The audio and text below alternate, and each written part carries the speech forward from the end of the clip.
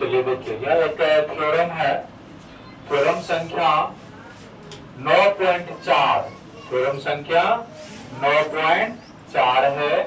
और यही थ्योरम आपको एनसीईआरटी के बुक में 7.4 में मिलेंगे। इस थ्योरम का नाम है एस सर्वांग समता प्रमेय, भुजा भुजा भुजा सर्वांग समता प्रमेय। यह थ्योरम कहता है यदि एक त्रिभुज की तीन भुजाएं, यदि एक त्रिभुज की तीन भुजाएं दूसरे त्रिभुज के क्रमशः तीनों भुजाओं के बराबर हो, तो दूसरे त्रिभुज के क्रमशः तीनों भुजाओं के बराबर हो तो वे दोनों त्रिभुज सर्वांगसम होते हैं। वे दोनों त्रिभुज क्या होते हैं? सर्वांगसम होते। ये आपको दिखाना है। इसके लिए हमने एबीसी मान लेते हैं, दो त्रिभुज, एक एबीसी और एक डीईएफ, दो त्रिभुज मान लेते हैं, जिसमें यहां से दो त्रिभुज बना लेंगे, एक एबीसी एबीसी, एक डी एफ, दो त्रिभुज मान लीजिए यहां से, जिसमें ये भी बराबर संगत भुजा बराबर होगा। कौन भुजा बराबर होगा? संगत भुजा बराबर होंगे ना।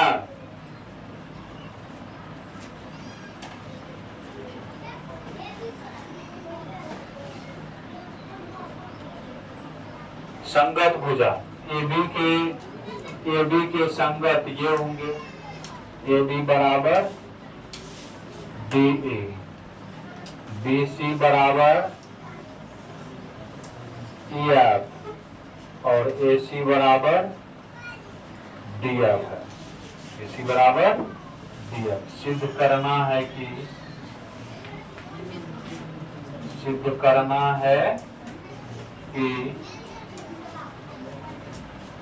त्रिभुज ABC सर्वांगसम त्रिभुज DEF। उसके बाद रचना में चलते हैं। यहां से एक के बराबर एक रेखा खींच लेते हैं, है ना। रचना में चलेंगे, एक रचना कर लेंगे इसको बनाने के लिए।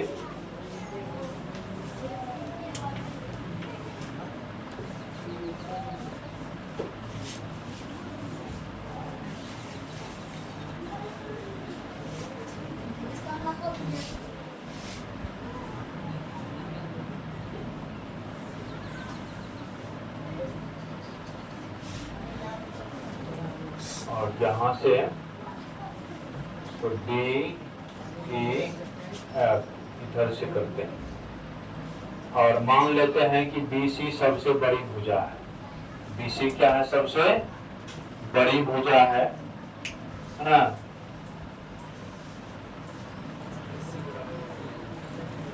अब यहां से BC सबसे बड़ी भुजा है, या चाहे तो यहाँ भी किधरों से सीधा होना चाहिए DEF या DEF। तो BC सबसे बड़ी भुजा है, यहाँ से EG AB के बराबर EG एक काट लेंगे उस त्रिभुज में। AB के बराबर एक भुजा काटे हैं, BC सबसे बड़ी भुजा मान लेंगे।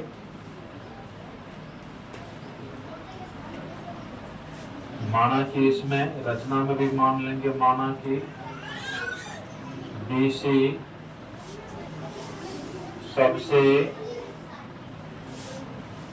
बड़ी भुजा है, BC सबसे बड़ी भुजा, BC सबसे बड़ी भुजा है। रेखाखंड AG इस प्रकार खींचा, रेखाखंड EG इस प्रकार खींचा, इस प्रकार खींचा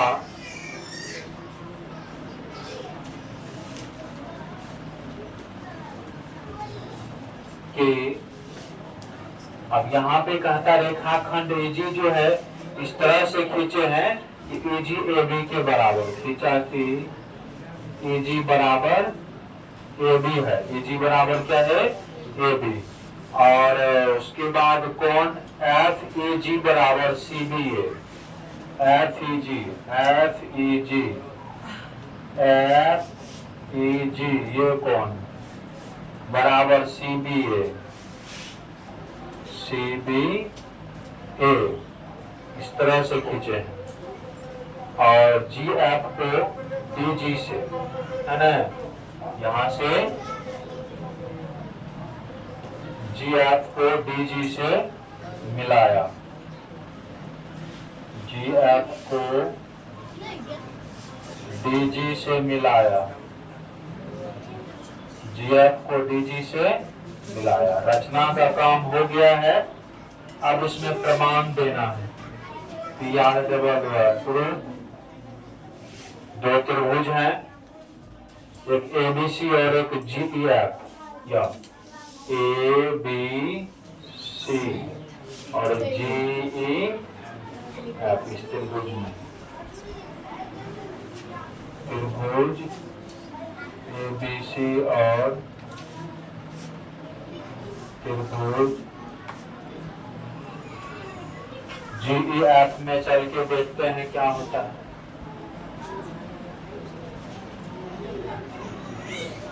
एबीसी और जीईएफ में जितना बड़ा ए बी है उतना बड़ा हमने ईजी काटा, है ना, और यहाँ से फिर कौन यहाँ पे बीसी बराबर EF, BC बराबर EF हो गया। उसके बाद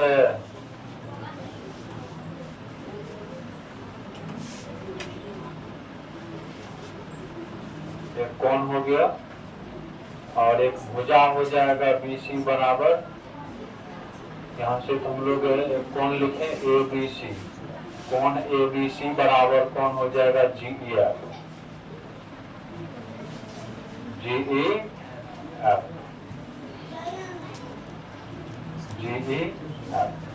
तो BC बराबर EF, भुजा कोण भुजा SAS सर्वांग समता, SAS सर्वांग समता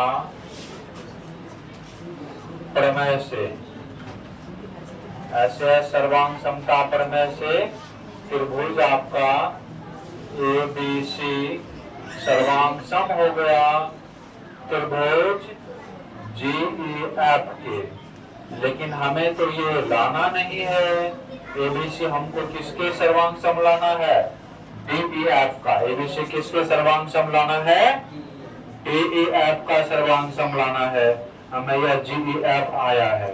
अब जब त्रिभुज सर्वांग सम हो जाता है तो संगत कोण क्या होते हैं, बराबर होते हैं। कोण A जो होगा वो इसके बराबर, जब ये त्रिभुज सर्वांग सम हो गया, ये ABC और GEF सर्वांग सम है तो ये कोण इसके बराबर हो जाएगा, है ना, क्योंकि सर्वांग सम त्रिभुज के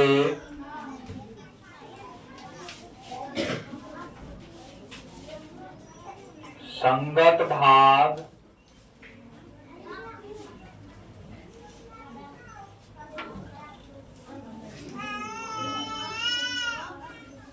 बराबर होते हैं, सर्वांगसम त्रिभुज के संगत भाग बराबर होते हैं। तो इसलिए कोण A जो होंगे कोण AGF के बराबर, कोण A यह कोण A किसके बराबर, EGF के बराबर हो जाएंगे। कोण A किसके बराबर, EGF के बराबर हो जाएंगे।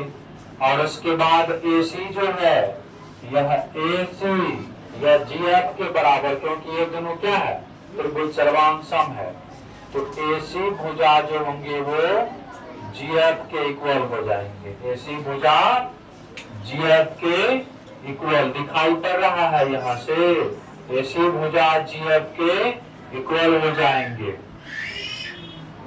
ऐसी भुजा GF के GE के बराबर, AB GE के बराबर हो जाएगा। AB किसके बराबर हो जाएगा? GE के, है ना, या EG के बराबर। इसके बाद यहां से AB जो होगा आपका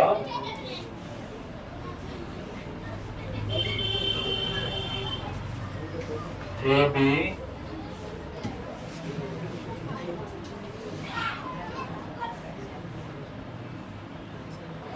GE के बराबर हो जाएंगे।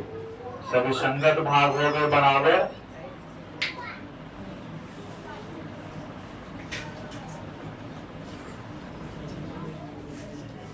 और इससे पहले दिया है ना, AB बराबर DE, यह दिया है AB बराबर DE, यह दे रखा है।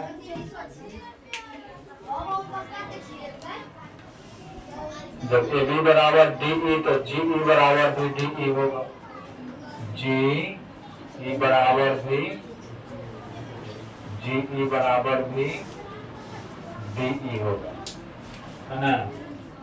जब AB बराबर GE, है ना, LHS देखिए यहाँ से इसको समीकरण 1 मान लेंगे, इसको समीकरण 2, समीकरण 1 और 2 से LHS के बराबर है, LHS के बराबर है तो RHS AB बराबर GE, AB बराबर D, AB के बराबर है तो GE किसके बराबर? DE के बराबर। GE किसके बराबर? DE के बराबर। किसके बराबर हो जाएगा? DE के बराबर हो जाएगा। हाँ, अब देखिए, अब उसके बाद GF जो होगा, GF जितना है यह GF जो है यह आपको बराबर हो जाएंगे, है ना, DF के। इसी तरह से इसी प्रकार GF बराबर DF हो जाएंगे, GF बराबर DF, है ना। आप त्रिभुज EDG में हम लोग चल के देखेंगे। त्रिभुज EDG में 9, त्रिभुज EDG में, त्रिभुज EDG में पहले इतना नोट कीजिए।